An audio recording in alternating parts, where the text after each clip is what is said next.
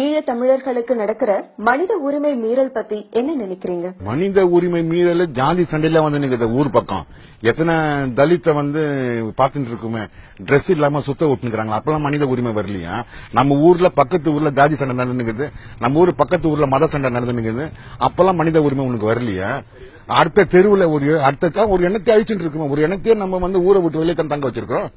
ஒரு இனத்தையே கொண்டு போய் ஊரை விட்டு வெளியே கிட்டத்தட்ட 15,000 20,000 வருஷமா இன்னைக்கும் ஹைவேல டிராவல் பண்ணும்போது காலனி நம்ம வச்சுட்டு இருக்கோம். நம்ம மனித உரிமையை இது பண்ணல, அது நம்ம பார்த்தத லைஃப் ஆகிட்டோம். மற்ற மனித உரிமையை பத்தி பேசுகிறோம். உன் மனித உரிமை என்ன ஆச்சு? கொண்டு போய் அந்த காலனில இருக்கிறவங்களை கொண்டு போயிட்டு மேஜர் சிட்டில நடுவில் நீ வாழ விட்டு பார்க்கலாம். தஞ்சாவூருக்கு நடுவுலையோ, திருநெல்வேலிக்கு நடுவுலையோ, மதுரைக்கு நடுவில் வாழ விட்டுருங்க பார்க்கலாம். அந்த காலனியா தானே இருக்குது. இது மனித உரிமை தெரியலையா? நான் ஒரு இன்சிடென்ட் சொல்றேன். கோபிச்செட்டிப்பாளையத்துல வந்து தூரல் நின்று போச்சு, ஷூட்டிங் நடந்துட்டு இருக்குது. காவேரியோட ஒரு சப் பிரான்ச்சுக்கு பக்கத்துல வந்து நடந்துட்டு இருக்கு. Full crowd. 1981 ஒரு பணம் மிதந்து வருது அந்த காவேரியில.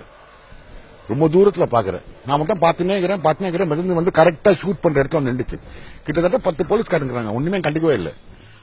நான் கேட்கிறேன், நான் கிட்டத்தட்ட பார்த்துட்டு இருக்கேன், அது 4 நாள் அங்கிருந்து மிதந்து வந்து இருக்குது அப்படின்னா, அது யாருக்கா சார் ஏதாவது தலித் பொண்ணை வந்து ரேப் பண்ணி கொண்டு போட்டுட்டு இருப்பாங்க. அது அப்படியே கடல்ல போய் சேர்ந்துடும். இவ்வளவு சர்வசாதாரணமா சொல்றோம். நம்ம மனித உரிமையை பத்தி பேசுறோமா? எந்த முகத்தை வச்சு மனித உரிமையை பத்தி பேசுறோம்? ஒரு காலனியை நான் கிராஸ் பண்ணும்போது கார்ல நான் பாக்குறது, அடடா ஹியூமன் ரைட்ஸ் மிஸ் பண்ணிட்டு இருக்கானுங்களே, ஸ்கிப் பண்ணிட்டு இருக்காங்களே. அது மனித உரிமைக்குள்ள வரல.